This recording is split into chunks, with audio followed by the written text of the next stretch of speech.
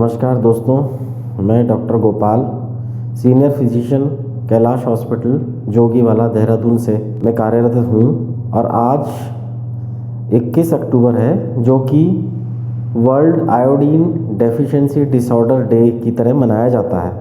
आज के दिन का जो महत्व है वो हमारे आम जनता के लिए और मरीज़ों के लिए बहुत अधिक है, क्योंकि आज के दिन जो मैं बताने जा रहा हूँ वो बहुत महत्वपूर्ण बात है। आयोडीन जो एक माइक्रो न्यूट्रिएंट है वो कितना हमारे शरीर के लिए महत्व रखता है, इस बारे में आपको मैं बताऊंगा।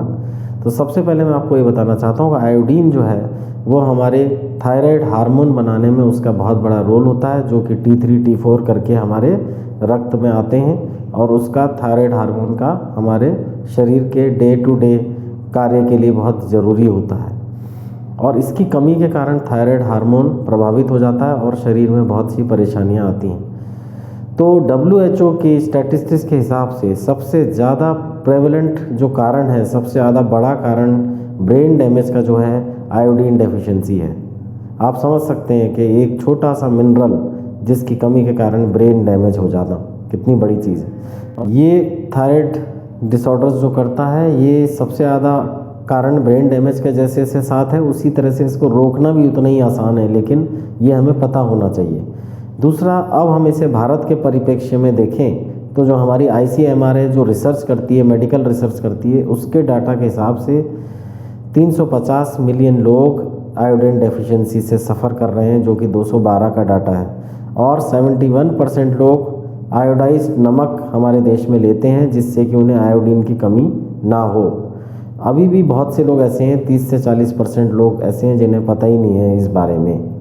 तो इसके बाद मैं आपको बताना चाहूँगा कि आयोडीन जो डेफिशिएंसी है उसका कैसे पता चले, उसके लक्षण क्या हैं। तो लक्षण मेनली क्या होता है, जो थायराइड हार्मोन का जो कार्य है वो हमारी नर्व्स को, मसल्स को और ग्रोथ को ठीक करना है। तो इसी के ऊपर इफेक्ट पड़ता है, स्किन के ऊपर पड़ता है, बालों के ऊपर फर्क पड़ता है, हमारी मेमोरी, इवन मेंटल रिटार्डेशन हो सकता है, स्पीच के ऊपर इफेक्ट पड़ता है, हमारे रिप्रोडक्टिव सिस्टम के ऊपर इफेक्ट पड़ता है इसका।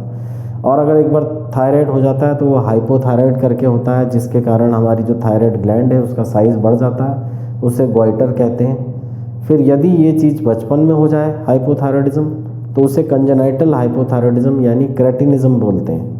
और इस आयोडीन डेफिशिएंसी का आप समझ सकते हैं कि बच्चा पैदा होने से पहले तक अफेक्ट हो सकता है, यानी माँ की जब पेट में बच्चा होता है, यदि आयोडीन डेफिशिएंसी हो जाए तो उसमें बच्चा मरा हुआ पैदा हो सकता है, जिसे स्टिल बर्थ कहते हैं। और इन्फेंट मोर्टेलिटी रेट जो हमारे देश में बढ़ती है, उसमें इसका भी बहुत बड़ा रोल है। दूसरा, एक कंजेनाइटल डिफेक्ट्स हो सकते हैं। अगर आयोडीन डेफिशिएंसी हो तो बच्चा बचपन से ही खराब पैदा हो सकता है। दूसरा, ये तो लक्षण हुए। उसके बाद इसका कारण क्या है? देखिए, मुख्य कारण क्या है कि हमें खाने में आयोडीन ना मिले, उससे डेफिशिएंसी हो जाती है। भारत में मुख्य कारण आयोडीन डेफिशिएंसी का यह है कि जो सॉइल है, यहाँ का जो ज़मीन में मिट्टी है, उसमें आयोडीन की कमी है। तो जो पौधे पैदा होते हैं या जो सब्जियाँ पैदा होती हैं, उनमें भी पूर्ण मात्रा में आयोडीन नहीं मिल पाती। तो इसको पूरा करने के लिए हमें पता होना चाहिए कि कौन सा खाना हमें खाना है, कौन सा नहीं खाना। खान पान के बारे में पता होना चाहिए।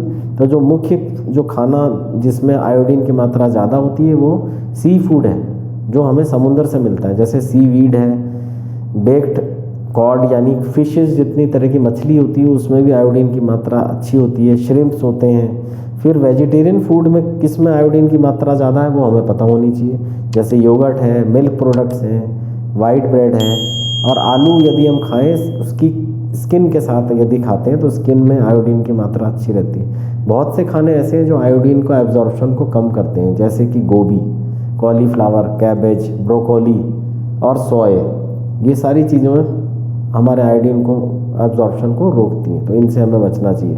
फाइनली डायग्नोसिस कैसे बनती है? तो अल्ट्रासाउंड करके गोइटर पता कर सकते हैं। हार्मोन के टेस्ट से TSH टेस्ट करा लीजिए, उससे पता चल जाएगा। थायराइड फंक्शन टेस्ट और आयोडीन जो रेडियो आयोडीन जो टेक्निक्स हैं वो भी पता कर सकते हैं, उससे भी हमारे गोइटर के बारे में पता चलता है। और इलाज, इसका एकमात्र इलाज है कि आयोडीन की जो कमी है उसे हम पूरा करें, खाने में उसको ठीक से लें। और मुख्य जो इसका हमारे जिससे हम पूरा कर सकते हैं। वो जो कॉमन सॉल्ट जो खाने में हम नमक लेते हैं वो आयोडाइज्ड है। भारत सरकार ने ऐसी योजना बना रखी कि सभी जो भारत में जो बाहर हमें सॉल्ट मिलता है उसमें पर्याप्त मात्रा में आयोडीन होता है, जिससे उसकी कमी नहीं होगी।